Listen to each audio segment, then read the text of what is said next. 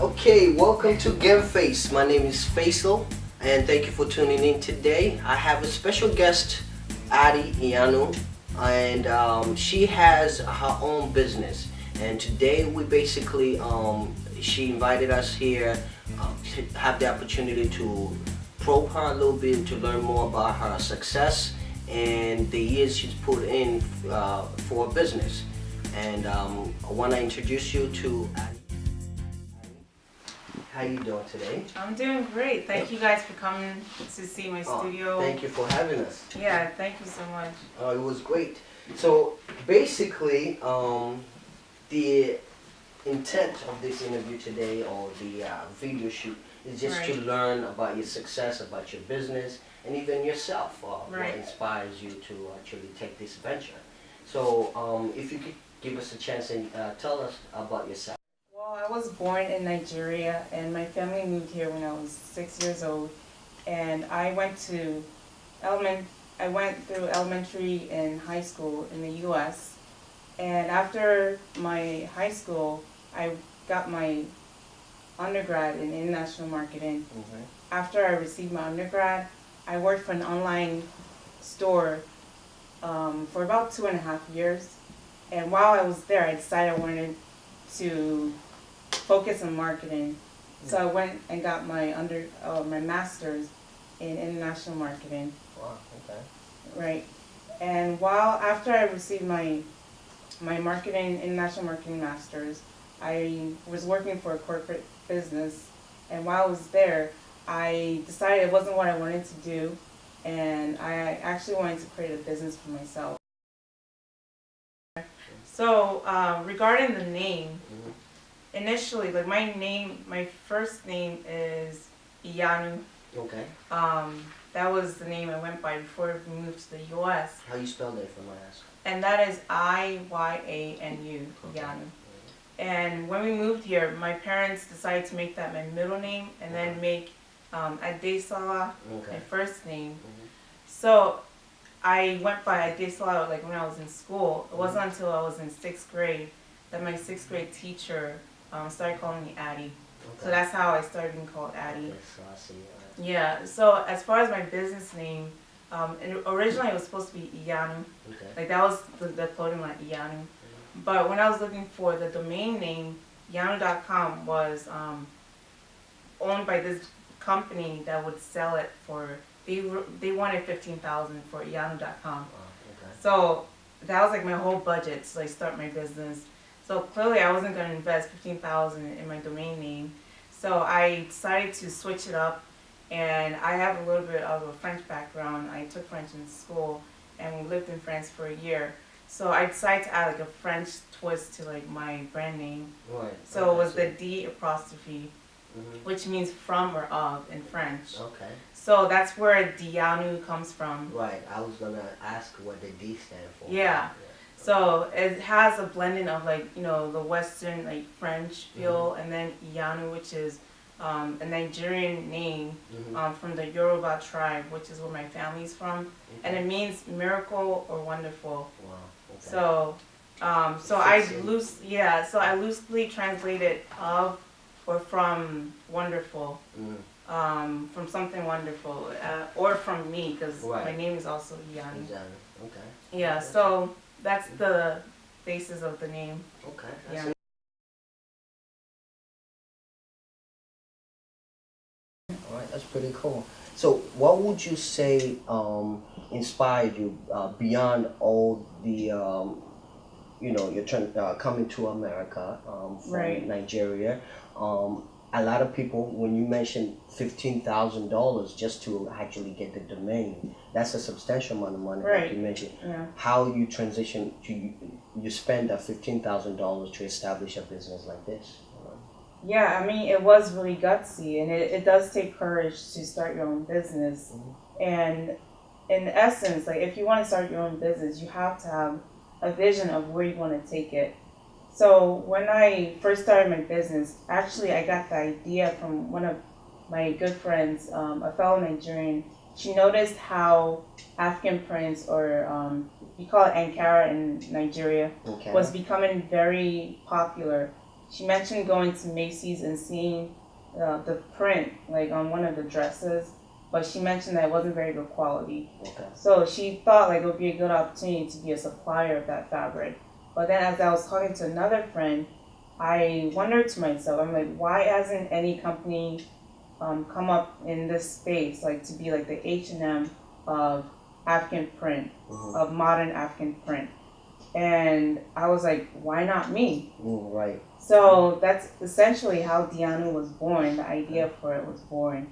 And I started researching online. I went on Facebook, and there are a lot of like Facebook pages devoted to African inspired fashion.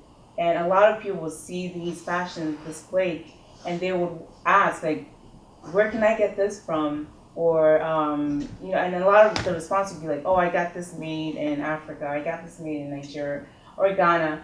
And there wasn't like a readily accessible platform that offered it.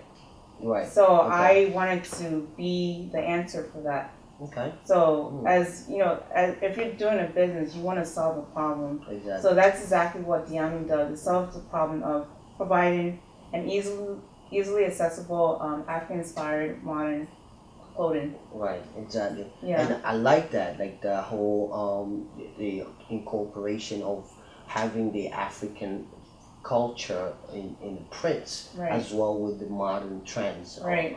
in fashion as well. So that whole mixture, it is kind of it changes the game of clothing lines, because I mean over here you tend to hear about these fashion moguls around. They have like Versace, how they started, Right. where they started based on just an idea of a culture, Right. in America.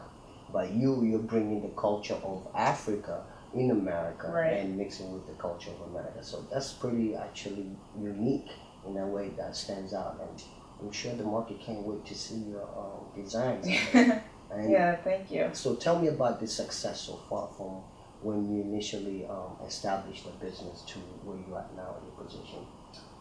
Initially, it was a rough start. I mean, as with any business, I was trying to figure out the best channel for selling my products. I knew there was a market for it. I knew there was a demand. There were customers waiting for my type of product. Okay. And it was really having access to reaching my target market. So I did try, selling. I created my own website. I was also selling on Amazon, on eBay, and Etsy, which is similar to eBay, but it's more for like homemade stuff. A lot of like designers starting out, they'll put their stuff on Etsy. Okay. And I think most females are familiar with Etsy. A lot of men aren't. Right. Or do you know? Have you No, ever that's heard why of Etsy? I'm trying to learn about that. You say Etsy. How is that spelled? ETSY, Etsy. Etsy. So you can also find men's stuff too, and there's really anything you could find on Etsy. Wow. And you say it's like eBay basically. It's similar to People are eBay, selling. but it's a lot of like homemade products initially, but then it could grow. Like a lot of bigger companies or a lot of big companies have come from Etsy. Okay, so is it designed for like these homemade design, or entrepreneurs like that? Yeah, like starting out. It's a great place to start out. So the first year, I sold a lot of products on Etsy and eBay, and some on Amazon. But my website, I wasn't getting a lot of traffic on my website. And of course, I was using the social media as my marketing platform. I was using Facebook, Instagram. Those are my two main platforms. And I was also doing a lot of events in Philly, some in New York.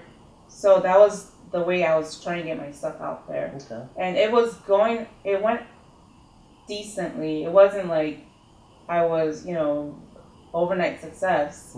And I knew there had to be a better way to reach my target market, because I also had I have competitors who I felt were doing better than I was.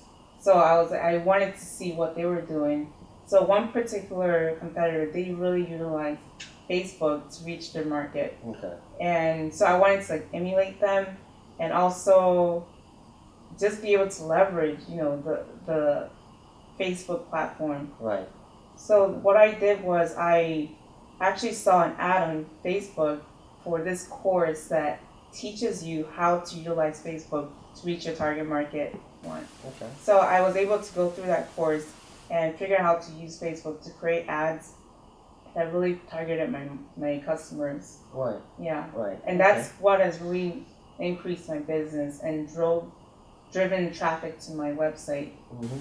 And it's amazing because when it comes to the marketing industry, on any products that you want to have visibility to the public market that you actually trying to target. Like right. You said, when you look at the technology where it's at now with the internet and all this stuff, it makes it so much easier. Exactly. Yeah. Like, and not a lot of people really don't understand that kind of resource available for them, especially like social media that we're using now. Like you mentioning Facebook, that Facebook has been the primary like social media tool for you. Because I mean, there are almost 1 billion people now on Facebook. Right. So the reach I have for my target market is like in the millions in Facebook. Right. So over time, like I can always expand my customer base because they're on Facebook. Exactly. And you can always basically generate more of friends who knows friends. Right, exactly. That's it.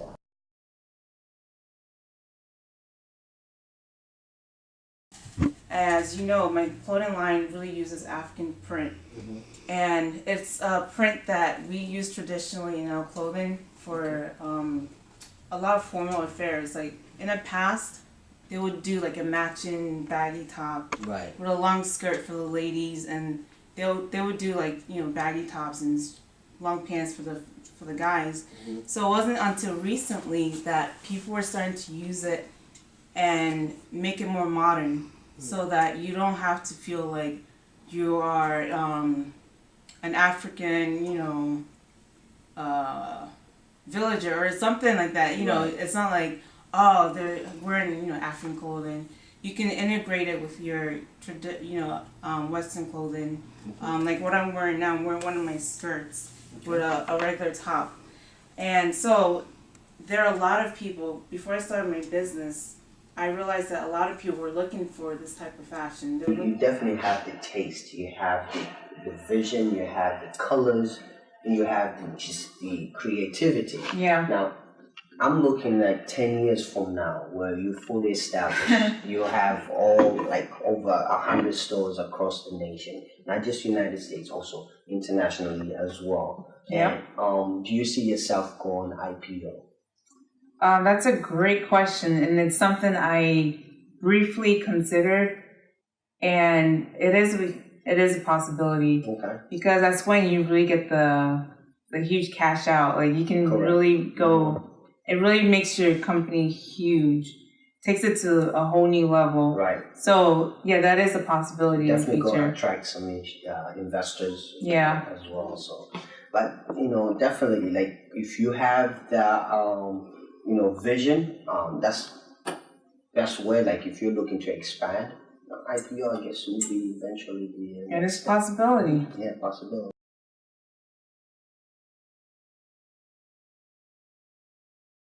The type of clothing I'm selling, you can't find at the mall. It's not readily available on the shelf. Okay. So that's a significant strength and then getting the fabric too, it's a challenge. So anyone who wants to try to start, a similar line, that could be a challenge to have to face and overcome.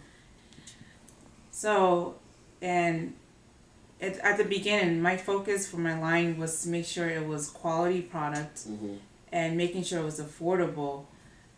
And some of my competitors, they're very expensive.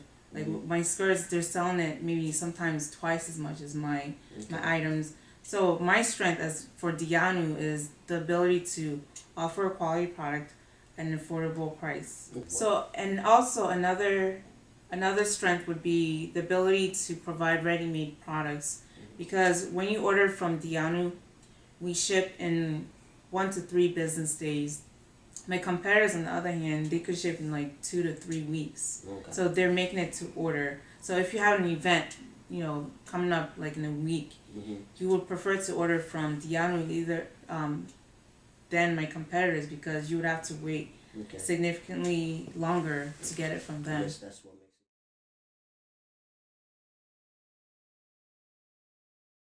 it. Yes, I ship theoretically worldwide, and it's a matter of if the customer, they can pay. We do offer PayPal payments and any major credit cards on our website. So if they can make payments that way, then we should be able to ship to them.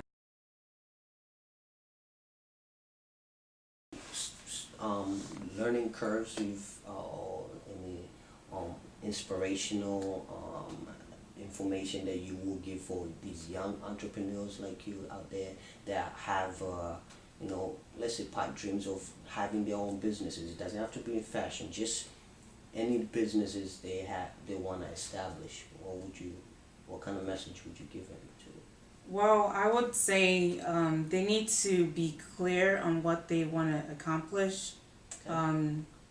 I listen to a lot of motivational speakers, and one thing they say is you need to write down your goals.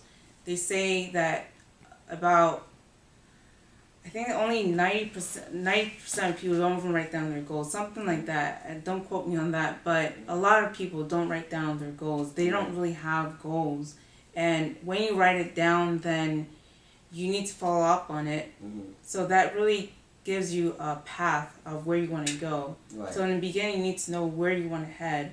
Okay. So write down your goal, what you want to accomplish, be clear on it, and even put a date on when you want to accomplish it by. Exactly. So it gets you, it gives you a time to work on it. Okay. So step number one, you want to write the goal, and then it also helps to find someone who is doing it. Mm-hmm. And find out how they did it. Mm-hmm. Do their research. Right. And yeah, research, you point out a great thing. Research is very important. Mm-hmm. You have to know what kind of market you want to get into. Right. You have to do your homework, your due diligence, Mm-hmm. because if you can get as much information as possible, that can help you avoid some of the missteps or some of the failures that a lot of people run into because they don't do their homework. Right. Okay. So a lot of it is, due diligence. Get a mentor if you're able to. Find someone who can help you Right. navigate through the whatever you need to do. Okay. So those are some of the key things. And also just keeping yourself motivated on a day-to-day basis by listening to, find someone that really motivates you to want to accomplish your best, and keep listening to whatever the tape is, whatever, Right.